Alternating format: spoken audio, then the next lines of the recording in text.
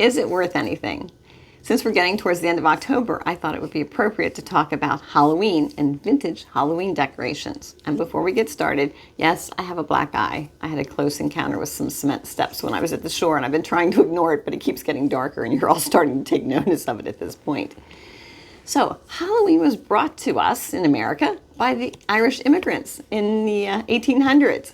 Now, during the 1950s was when it became kind of more of a popular holiday, with people having parties, and of course costumes and trick-or-treating started to take off.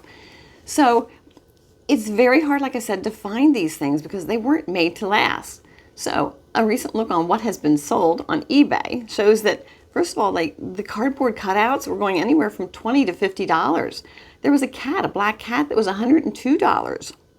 Vintage ceramics, which of course everybody in the 70s was painting ceramics. Those were going for $25 to $70.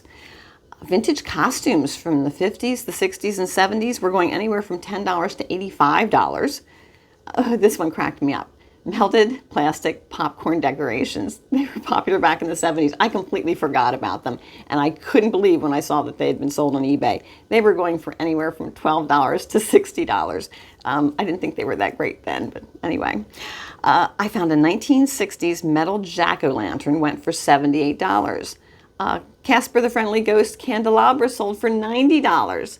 So, wow, a lot of the stuff was just going in the $10 to $20 range, and of course, condition is everything. So, vintage Halloween decorations, are they worth anything? Yes, some of them really are, if you can find them. If you would like to learn more about what items in your home might fall into the category of antiques and collectibles and possibly be worth money, check out my book, Beginner's Guide to Antiques and Collectibles. It's available on Amazon.com for $24.95.